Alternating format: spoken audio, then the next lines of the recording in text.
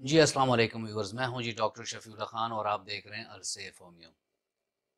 दोस्तों, immune system का सबसे अहम ऑर्गन, जिसको इंग्लिश में स्प्लिन कहते हैं और उर्दू में तिल्ली बोलते हैं, अगर इसकी स्ट्रक्चर में फ़र्क आ जाए या इसके फंक्शन में फ़र्क आ जाए, किसी भी इंजरी, किसी भी वजह से, किसी भी इन्फेक्शन की वजह से, तो वो कौन से हमारे जिस्म में ख़राबियाँ होंगी जो ज़ाहिर होंगी और इसको हम किस तरीक़ेकार से वापस नॉर्मल कंडीशन में ला सकते हैं, इस पर बात होगी दोस्तों। लेकिन अगर आप नए हैं और मेरे चैनल को अभी तक आप लोगों ने सब्सक्राइब नहीं किया तो चैनल को सब्सक्राइब कर दें और बेल आइकन दबा दें, ताकि इस तरह की मुफीद वीडियोस आप लोगों को वक्तन फ़वक्तन मिलती रहें।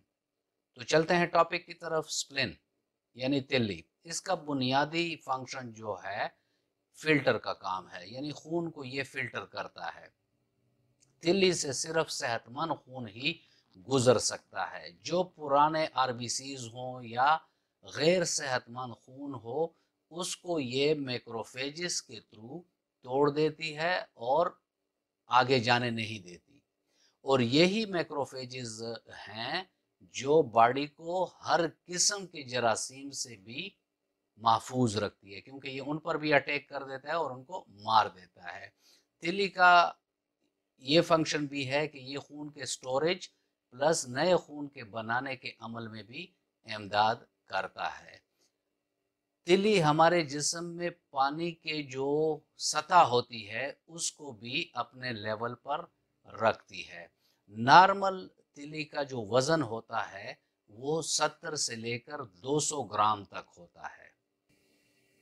तो वो कौन से ऐसी फिर अलामात होंगी जिनसे हमें ये पता चल जाए कि हमारा तिल्ली या स्प्लिन जो हमारा है वो सही काम नहीं कर रहा। हमें बाएं तरफ पसलियों की तरफ दर्द का एहसास होगा, भराव का एहसास होगा।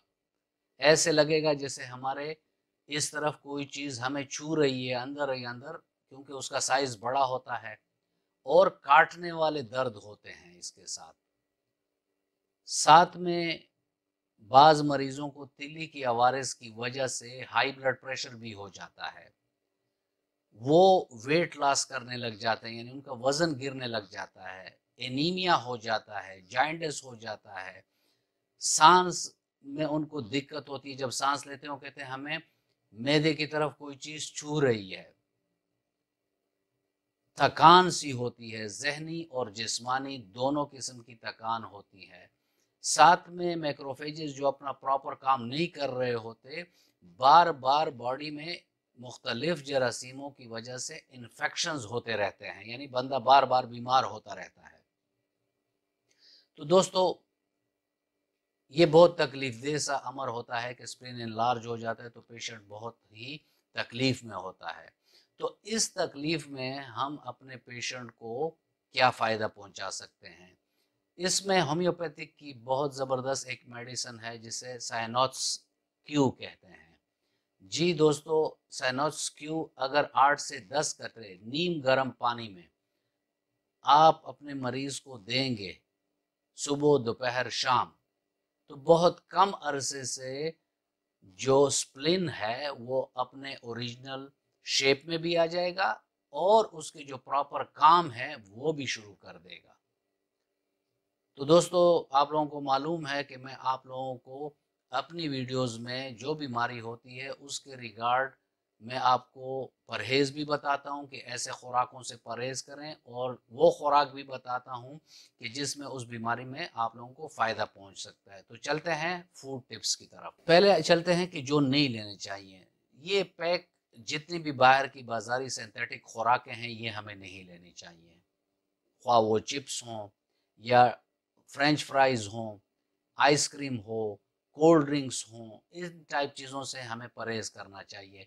हमें साग खाना चाहिए, ऑलिव ऑयल लेना चाहिए, ब्राउन राइस लेना चाहिए, लोबिया लेना चाहिए और सिट्रस फ्रूट लेने चाहिए। सिट्रस फ्रूट माल्टे हो गए, ये ग्रेप्स हो गए, फ्रूटर्स हो गए, रेड ब्लेड हो गए, ये सारे सिट्रस फ्रूट हैं। तो ये चीज़ें हमें लेनी चाहिए। दोस्तों, ये था आज का टॉपिक।